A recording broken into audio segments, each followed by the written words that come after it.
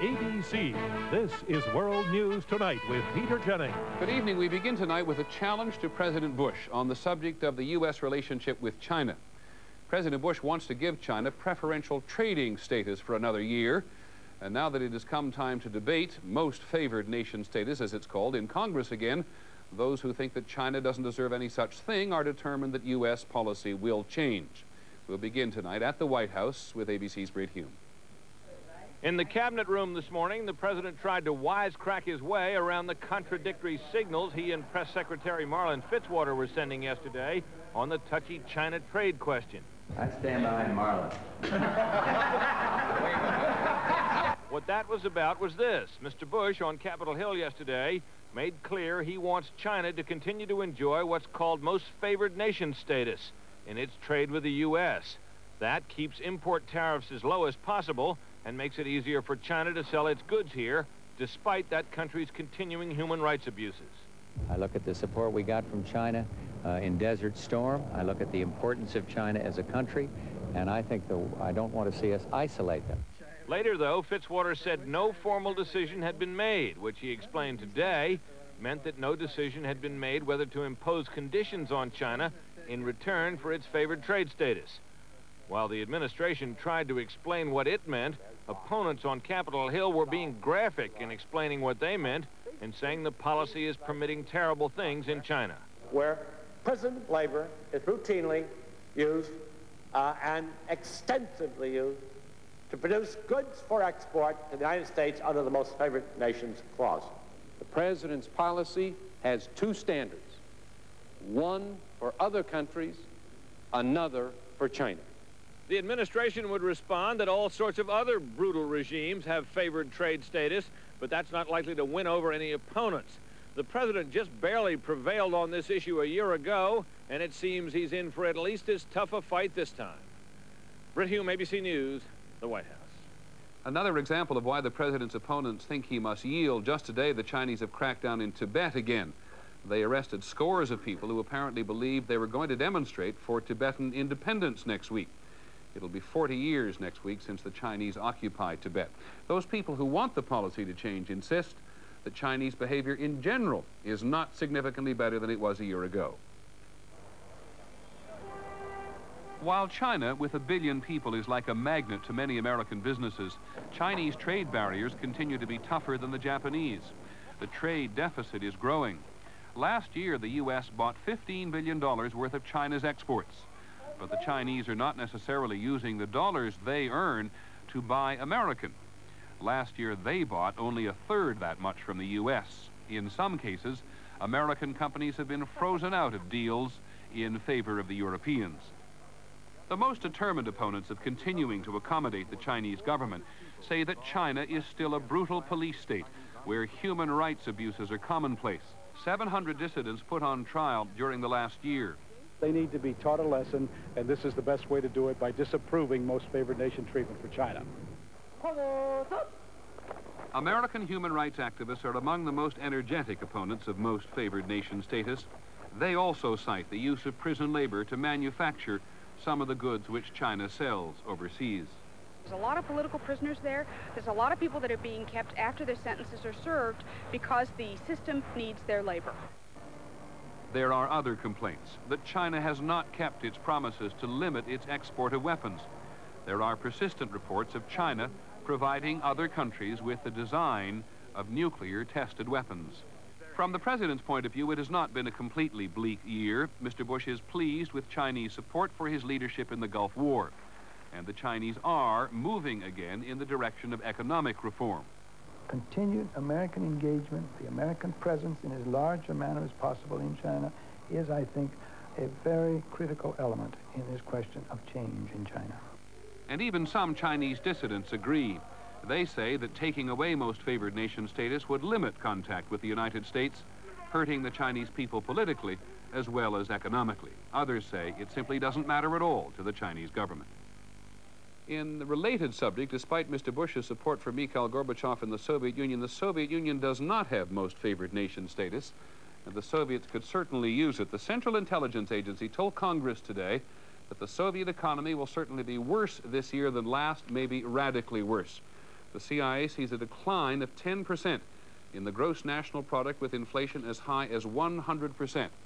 That is certainly going to put more political pressure on Mr. Gorbachev. When we come back, some of the other news.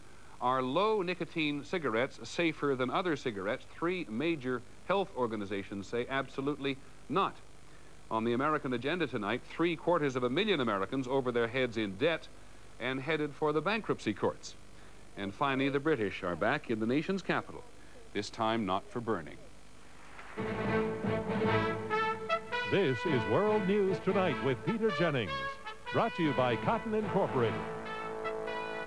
In the silent dawn, a golden sun, soft kiss, warm smile, the day's begun, the touch, the feel, the fabric of our lives, the touch, the feel of cotton, the fabric of our lives.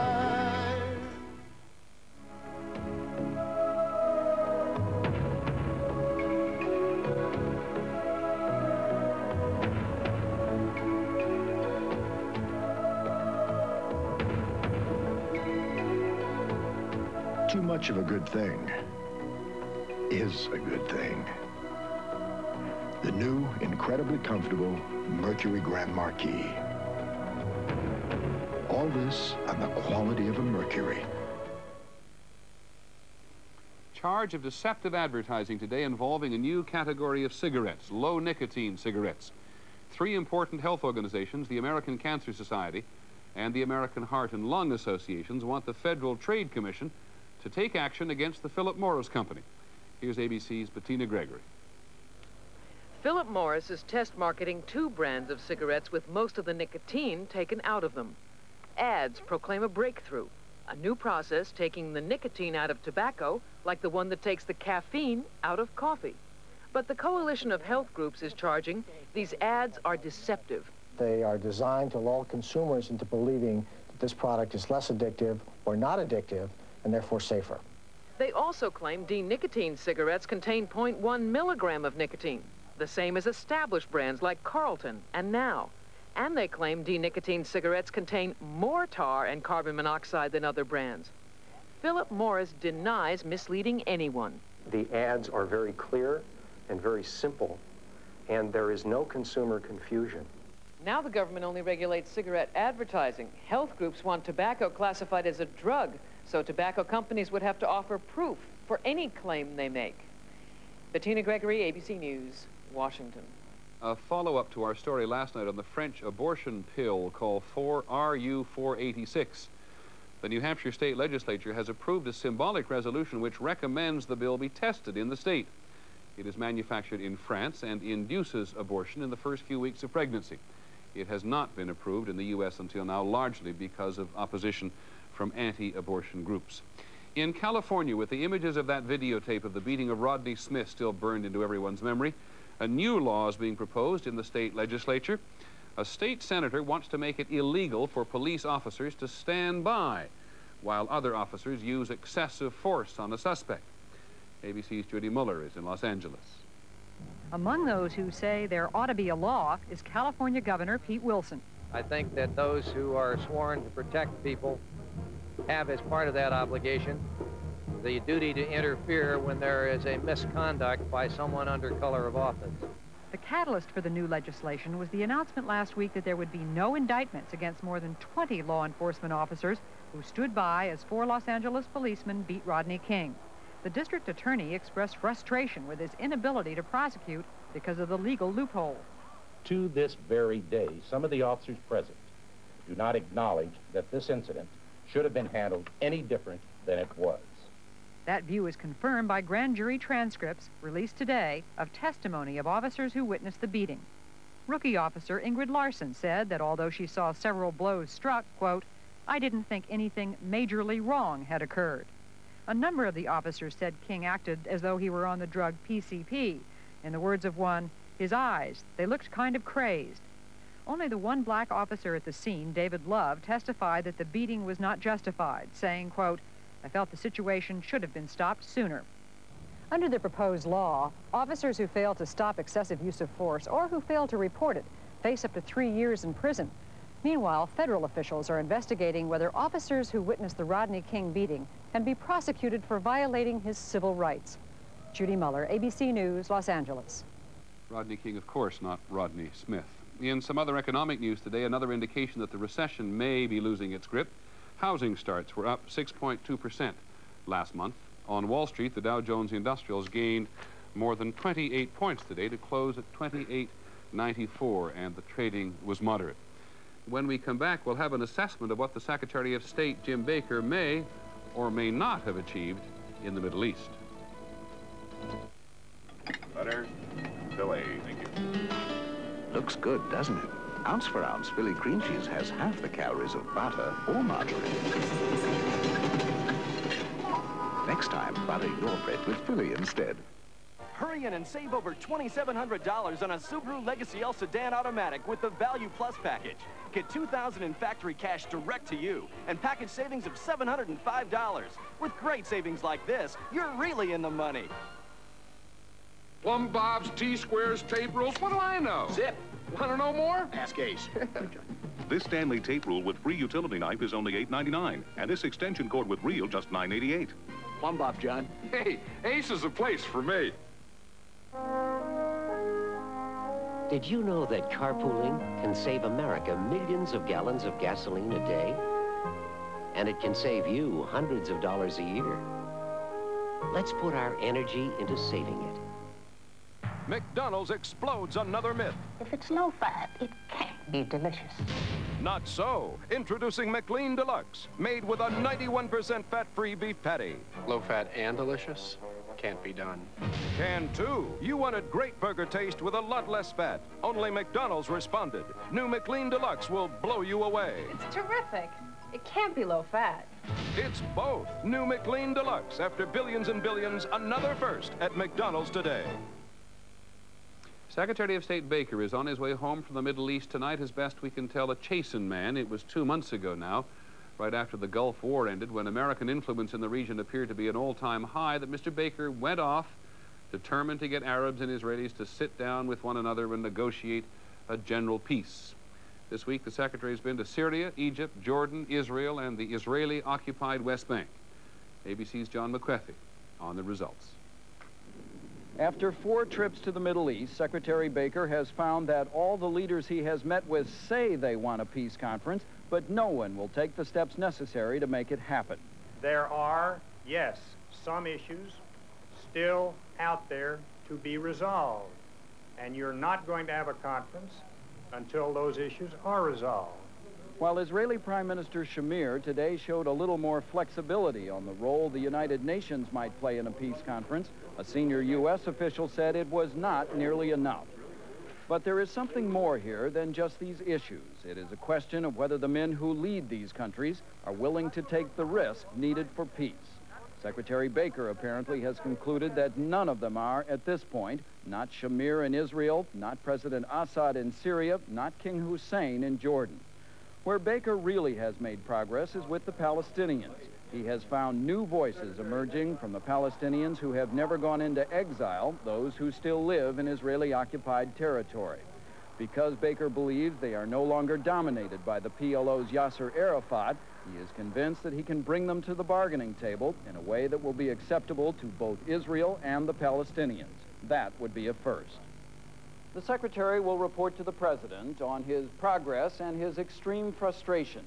Baker is a negotiator who likes to finish a job, but he knows that he could spend a lifetime trying to wrap up this one and still come no closer than he is today. John McCarthy, ABC News, at a refueling stop in Shannon, Ireland. Still overseas in Bangladesh today, thousands of starving people watching U.S. troops arrive from the sea shouted Feresta, the Bengali word for angels. A 70-year-old man who survived the cyclone says, maybe now we will not die. ABC's James Walker is in Bangladesh. The U.S. Navy, Air Force, Marines, and Army began in earnest today to move tons of relief supplies that have not yet reached the survivors of the cyclone. Some Navy men drove ashore in Humvees that still bore the inverted V, the symbol of the coalition forces that fought Saddam Hussein. The sailors and Marines had been at sea for 5 months when they learned they had been diverted. You know, we're on our way home. We want to be with our loved ones, our wives, and our children, but, you know, we're here now.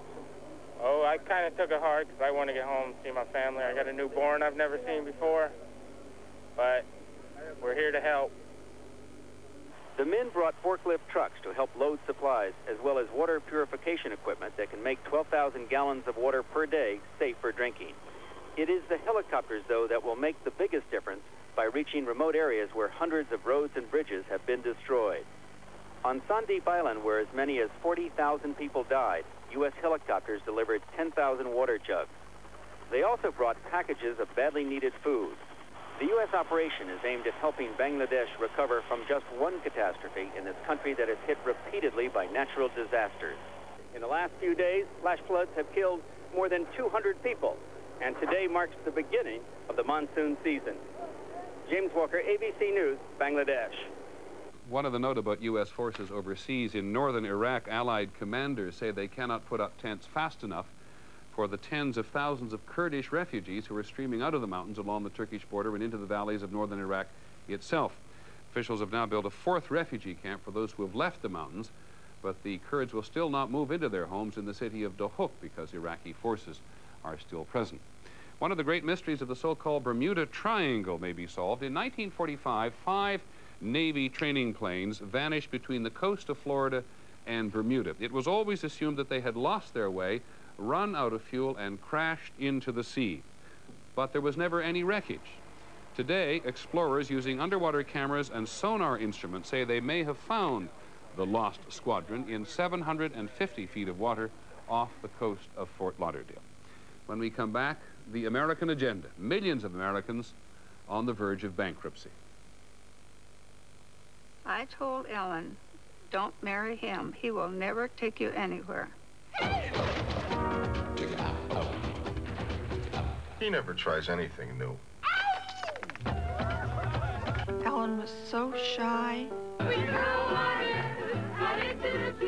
She wasn't much of a dancer either. Bob is no Don Juan.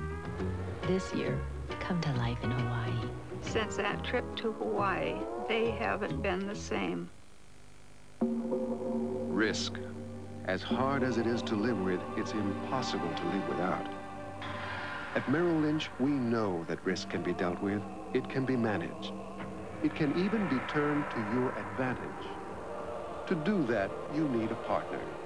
A partner who understands it and can help you turn a world of risk into a world of opportunity. Merrill Lynch, we're bullish on the future. Reintroducing a glorious name for a glorious new automobile. The 1992 Buick Roadmaster. With its powerful V8 performance and the security of its driver's airbag, ABS brakes, and full perimeter frame, Roadmaster is perhaps the best value in an American luxury sedan. Roadmaster also delivers something only a Buick can deliver. Buick quality. Today, you can get Maalox strength in a snap. Maalox Plus tablets. So fast, if you take them now, they'll start working now. Maalox Plus tablets are fast stomach therapy. These gardeners have just been acclaimed world champions. What's the secret of their success? I use Miracle Grow and only Miracle Grow. Miracle Grow is best. There's not nothing like Miracle Grow. Hey, if world champion gardeners depend on Miracle Grow, shouldn't you? In Washington today, a warning from the chairman of the Federal Reserve, Alan Greenspan. He says Americans are not saving enough money. Less savings in the banks, less money for the banks to loan to business. Mr. Greenspan says this is destructive and eating away at the strength of the American economy in general. On the American agenda tonight, the other side of the problem, Americans with no savings and so deeply in debt that the number of people who file for bankruptcy has more than doubled since 1985. Our agenda reporter is Beth Nissen. I owe about $22,000, $23,000. I couldn't get out of the hole. Do you think you'd be able to send me payment in the next week or so? I couldn't sleep. It's just like, they're going to call me. They're going to call me. And I'm going to have to tell them I don't have it. It's awful. It's something you don't stop thinking about. 7 million Americans are living the same nightmare, owing more than they can hope to repay. This year, more Americans than ever, an estimated 700,000, will file for personal bankruptcy. The debtors who go into bankruptcy are a surprisingly middle-class cross-section of America. If they're not you and me, they're certainly our neighbors. Why are so many in financial crisis? The recession has cut jobs and hours and salaries.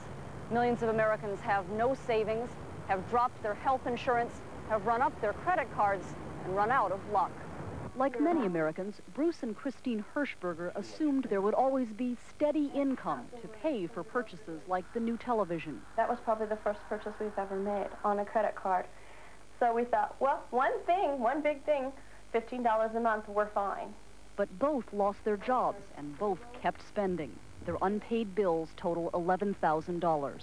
I don't really want to go bankrupt because I do owe these people this amount of money. Desperate, the Hirschbergers came here for help. Consumer Credit Counseling Services. There are 500 of these offices nationwide. We would like to work out an arrangement with you. These nonprofit agencies keep a small percentage of the debts collected and work to get creditors repaid in full over time. In exchange, creditors will often lower monthly payments, even cancel interest due. Credit counseling has helped hundreds of thousands learn to budget and avoid bankruptcy. But for Bruce and Christine, it may be too late for that. Every month, they are short more than $1,000. Their counselor suggests that they somehow earn double what they make now. Nothing seems to add up but despair or bankruptcy, legally declaring themselves unable to pay. I could discharge all this debt. Mark Davis, a bankruptcy attorney, says bankruptcy was written into the Constitution to give Americans like the Hirschbergers a second chance. These people could be reduced to eating dog food and rice and suffering for years when we can get rid of the debt and get them a fresh start and get them back on their feet. But many major lenders insist bankruptcy hurts everybody. Credit card company losses mean higher fees for everyone with a credit card. And lenders say bankruptcy can ruin one's credit rating for years. It's a 10-year mistake, and you want to make sure that it's really needed, and it should be the last resort. Yet those who process bankruptcies say almost no one files frivolously. For the most part, these people do this as an absolute last resort. They don't want to file bankruptcy. In fact, they usually find bankruptcy means less stigma and fewer penalties than they thought. Bill Franz filed 2 years ago, yet after only a year, he got financing on a used car and bought a small house. It's like starting a new life all over again. Bill has even been approved for 3 new major credit cards. Easy credit, say critics, is part of the problem. Credit card issuers are eager to send out more cards and profit from high interest on high balances. I think we need to see more constriction in consumer lending, to be perfectly blunt about it. I don't think we need to see people solicited for their 6th and 8th and 15th credit cards. But with credit so easy and times so hard, consumers also need to constrict their spending. For millions of Americans sitting at their kitchen tables with millions in debt, learning to spend no more than they have is the only way to save themselves from financially broken lives. Beth Nissen, ABC News, Denver. Another measurement of how tough it is, there have been more personal bankruptcies in this recession than there were in the recession of 1981 and 1982. We'll be back in just a moment.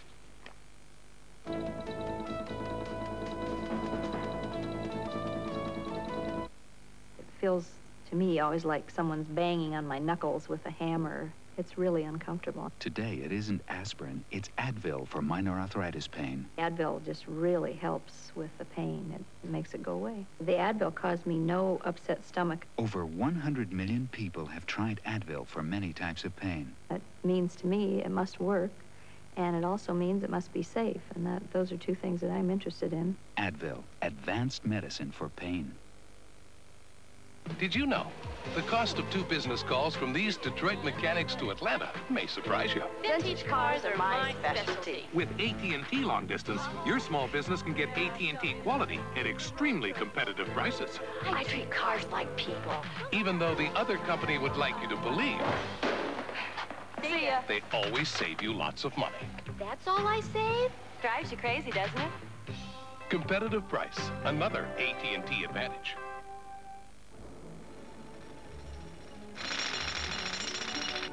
A new high-output 4-liter engine. Anti-lock brakes. And exclusive shift-on-the-fly, full-time 4-wheel drive. Make Jeep Cherokee the ultimate vehicle for the hustle and bustle of everyday life. Now save $1,000 on new Jeep Cherokees. Tonight on Primetime, secrets from Baghdad. Pierre Salinger, just back from the Iraqi capital, reports on his private talks with Saddam's top advisors. Watch Primetime tonight. Finally, this evening, day 3 of the Queen's visit to the United States. The British newspapers like to pay a lot of attention to us, paying attention to her. Today, one of them said there are only 2 questions occupying Americans interested in the royal visit: how to be polite in the presence of royalty, and the mystery of that missing footstool, the one which made the Queen appear even tinier than she is when she arrived at the White House on Tuesday. You could hardly see her, you may remember, above the microphones. Well, today it was the Queen and the Congress. Here's ABC's Cokie Roberts. Queen Elizabeth came to this symbol of representative government today and was greeted as though her forefathers had never lost the American colonies. Crowds jammed the Capitol Plaza to watch the Queen ascend the steps to the great rotunda doors, give a royal wave, and move inside for an historic moment, the first address of a British monarch to the U.S. Congress. Starting with a common touch, the Queen joked about the faux pas earlier this week when all but her hat was hidden by the White House lectern. I do hope you can see me today from where you are. If they couldn't, they had only their hats to blame. The attire in the House chamber underlined the differences between Great Britain and the United States, but it was the theme of unity in the fight against Iraq that brought applause. I know that the servicemen and women of Britain and of all the members of the coalition were proud to act in a just cause alongside their American comrades. It was not always so, the Queen was reminded at lunch in the old House chamber, where in 1814 an invading British army took a vote to burn the Capitol. Assisted by a high wind and the absence of any resistance, I regret to say, the burning was somewhat effective. Next, Queen Elizabeth visited the home of General George Washington, paying tribute to the man whose army defeated her ancestor, George III. Such graciousness by the Queen might be one reason why so many Americans turn mushy when she visits, even here. Cokie Roberts, ABC News, Capitol Hill. That's our report on World News Tonight. I'm Peter Jennings. Tomorrow, our Person of the Week. Good night.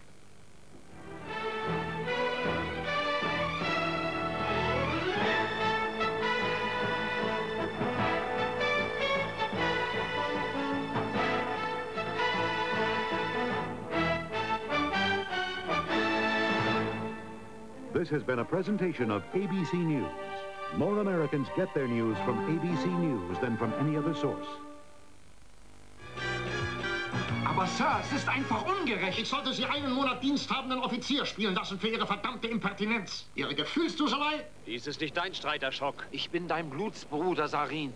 Und Ihre Unfähigkeit. Sie werden hiermit abkommandiert zur Begleitung des Hochzeitszuges der beiden Schwestern des Maharaja von... Als du noch ein Junge in Gulkote warst, hast du mit einem kleinen Mädchen gespielt, das dich mit bewundernden Blicken verfolgte. Anjuli, erkennst du mich nicht, Julie? Erkennst du deinen Erschockten nicht? Palast der Winde, Teil 1. Samstag um 20:15 Uhr.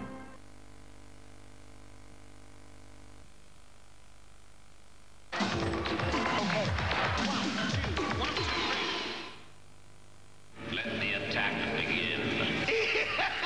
Clips, clips, clips. Bouncing, bouncing.